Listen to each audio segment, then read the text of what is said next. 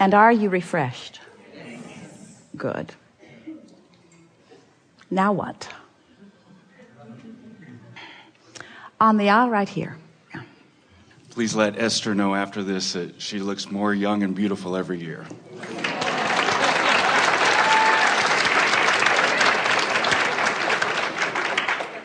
She likes your hair. Seems to be a trend in the audience. I grew up among a lot of well-meaning adults, religious adults, and they taught me a direction to train my life, and I did. And through force, I put together a life that I was told would bring me joy and happiness. And I got to a point where I realized that that was not the case. And at that point, I began looking for that joy and happiness. Soon after that, I found your teachings about 6 or 7 years ago and began to focus on my joy and how I felt. Every year, I've seemed to have an evolving question because that life seemed to have dismantled itself very dramatically at times, to the point where the relationships that I had, the possessions that I had, have purged themselves from my life. I'm happier than I've ever been, but I don't seem to be able to put together the life that I want now. It's not seeming to come together the way I'd like it to. How can I make it easier? What am I needing to do? It's interesting because the word that you used, purge, law of attraction does that. Law of attraction brings to you what's active and holds from you what isn't. In other words, it's a really nice thing to acknowledge that whatever it is that's active in your vibration will make its way into your realization, into your ability to translate it into the tangible, manifested experience. So when you are remembering a past experience, that there are parts of it that you are happy to leave behind, what happens sometimes is that you take it all and attempt to leave it behind because there's a sort of guilt on your part or a justifying that I need to leave that behind. And in the process, you sort of leave more behind than you mean to. You can be a selective sifter.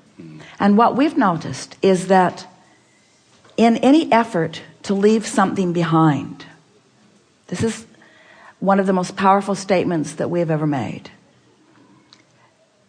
When you make any effort to leave anything behind, you always leave more behind than you meant to. Because in the pushing against, you get that vibration going that doesn't allow you to keep the parts that you want. So if your philosophy instead of is, I'm trying to get rid of unwanted exposure to concepts that aren't working for me, if instead your attitude is, I did good so far, but now I'm even more discerning, and what I seek from where I am now is more of this.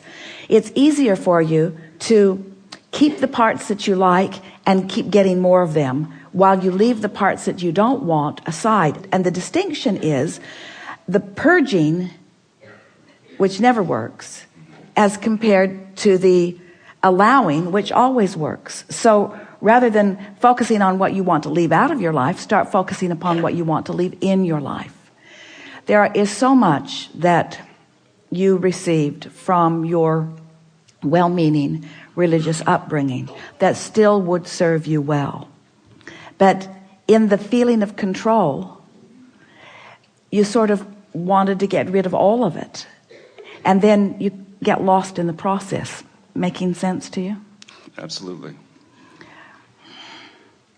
When you were talking about those well-meaning people who sort of controlled you in an environment to help you to get happy, you understood that that was what the mission was that you would be happier in life.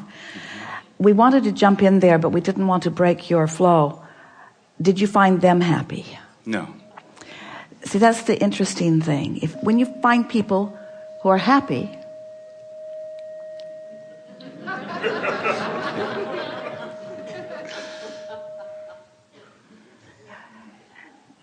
they sound like that.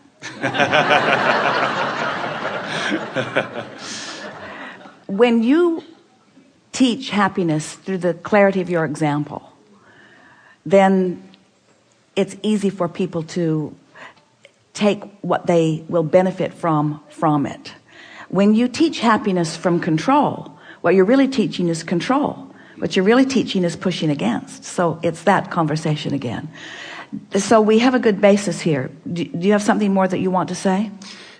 Well, what I found is that their goals for me were very specific and very direct, and I knew what kind of a path to follow. What were they? What were the goals? Well, have a family, live the tenets of the religion, do this, do that, you'll attain these possessions, serve within the church. Don't live under a bridge. Don't live under a bridge. And this is what a family looks like, and this is what you're supposed to be. And if you do these things, you're supposed to have joy and happiness.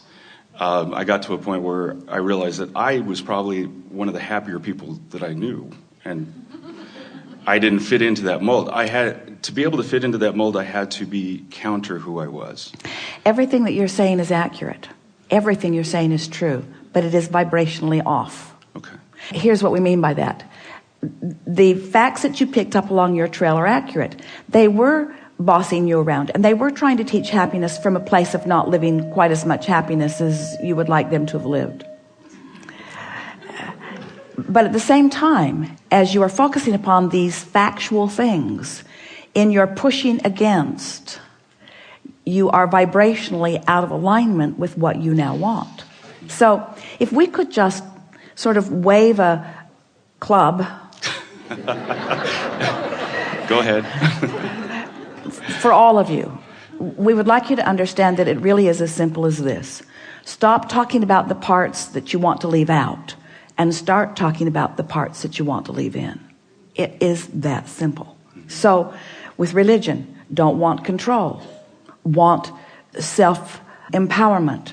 Well, that's what is at the basis of every religion. Every religion is teaching, especially in the early versions of it, in the original versions of it, alignment with source, because every religion, or nearly, has been born from some sort of connection that someone was wanting to express.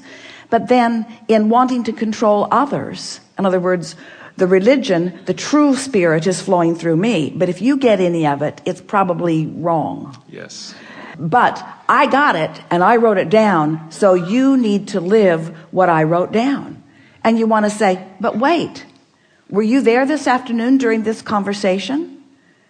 Were you within me at the time that I launched my rockets? Have you been there as my vibration has been raising? Are you aware of the fullness that I am? Well, of course, source is, but the individuals that are trying to get you to live by the letter of some law that was written at some time that has nothing to do with you, that's what feels off to you. The things that they're teaching are not necessarily off, but the methodology, in other words, anyone who says anything less than you are an extension of source and source is flowing through you and you have this personal guidance and it's available to all of you, anyone who says other than that is vibrationally off, you see. So as you are expressing to us how you left some things behind, we think it's nice that you leave unwanted things behind. But when you get too involved in explaining why you leave them behind, now you're not leaving them behind. Now you've taken the action, but the vibration is still there. So when you're taking one action that the vibration contradicts, then you end up in this contradicted place, and then your joy is muted, and then you're living the same thing that they were living, which is the reason that you left them to begin with. So now where do you go? Pretty soon you're going to be under a bridge. In other words, that's what the process is. That's what the process is. I don't want this, there's too much control here, and I don't want this, there's too much control here, and I don't want this, there's too much control here. So I will put myself in a place where they will finally, once and for all, give up on me. I will be so incoherent and unreachable that I will then finally be free.